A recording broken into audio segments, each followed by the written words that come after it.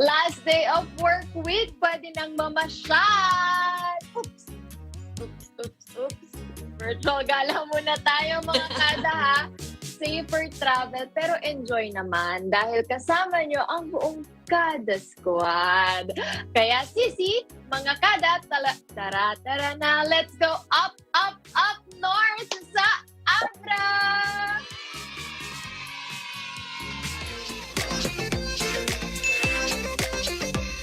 Itinerary. Samahan niyo ako sa isang virtual tour sa probinsya ng Abra. Located in northern Luzon at 10 hours away lamang from Metro Manila, mararating mo na ang Abra. Lahat daw ng pupunta rito ay daraan sa entry point nito, ang Tangadan Tunnel na nagsimula pa noong 1934. Ito rin daw ang pinakamalaking probinsya sa Cordillera in terms of land area dahil mayroon itong 27 mga munisipalidad, 303 barangay at karaniway, tinggian o itnig ang tawag sa mga naninirahan dito. Isa naman sa pangunahing ikinabubuhay ng mga taga rito ay ang paglinang ng kanilang kakayahan na gumawa ng mga produkto mula sa agrikultura katulad ng bamboo split weaving at natural dye making.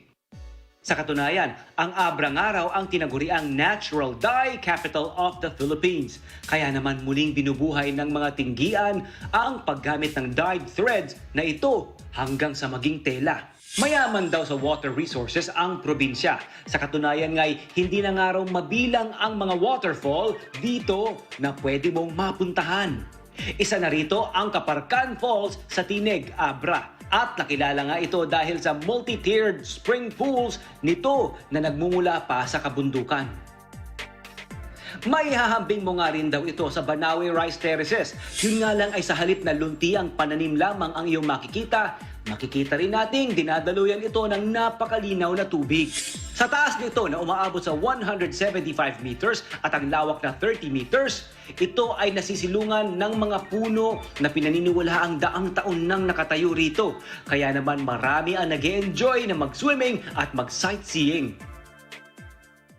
Batanes Feels naman daw ang Apao Rolling Hills na ito na isa ring spot na paboritong pasyalan sa probinsya. Dahil may enjoy mo raw ang picturesque na panorama ng mga damuhan sa kabundukan lalo na't lumulubog ang araw. Sulitin na natin ang pamamasyal sa bayan ng Tineg sa Abra dahil pwede mo nang daanan mula sa Apao Rolling Hills ang Piwek Rock Formation. Medyo may kahirapan nga lang daw ang pagpunta rito dahil kailangan mo pang mag-hiking at sumakay sa bamboo raft makarating lamang dito. Dito rin matatagpuan ang third longest bridge sa Pilipinas, ang Don Mariano Marcos Bridge.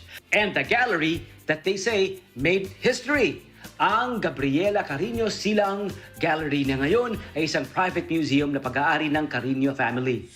Alam niyo bang dito rin sa Abra matatagpuan ang isang pinarangalang artisan na si Teofilo Garcia, ang tabungaw hat maker sa San Quintin, Abra. Weatherproof daw ang salukot na ito na kung tawagin nila ay katukong at gawa umano ito mula sa upo. Sa bayan naman ng La Paz, karaniway makikita ang mga manghahabi ng tela na kung tawagin ay abel. Ito raw ay hand-loomed by the women of the village na naipasa pa raw ng kanilang mga ninuno. Hindi nyo raw pwedeng lisanin ang Abra kung hindi matitikman ang signature dishes nila. Isa na rito ang kanilang Abra-style Pansit Mickey. At dito raw sa food house na ito, ang Pansit Mickey, served in a clay pot.